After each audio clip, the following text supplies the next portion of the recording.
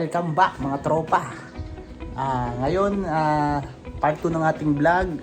Subukan nating tingnan kung anong naging progress o update dun sa mga itlog sa incubator natin na binlog ko nung first episode. Kita nyo naman yung sa unang episode ng vlog natin, parang gumagana naman yung incubator na yon at merong buhay ang nasa sa loob ng itlog. Kita nyo, gumagalaw, may ugat.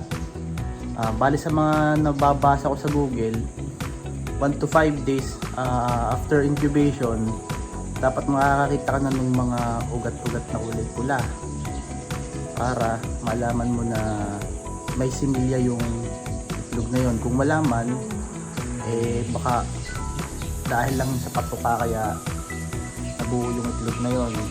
So ngayon, check natin kung meron pang pagkakaiba yung day 5 na incubation sa ngayon.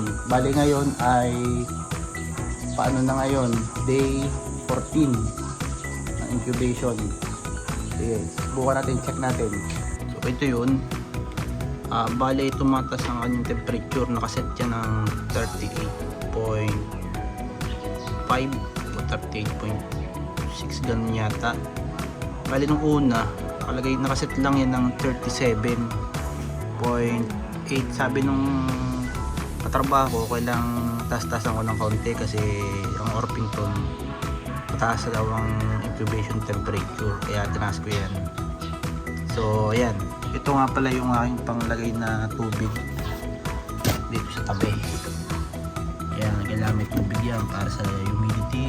Tapos ito yung spray ko sa itlog para lumambot ang shell niya, para ready siya pagka crack, madaling makalabas yung mga sisig.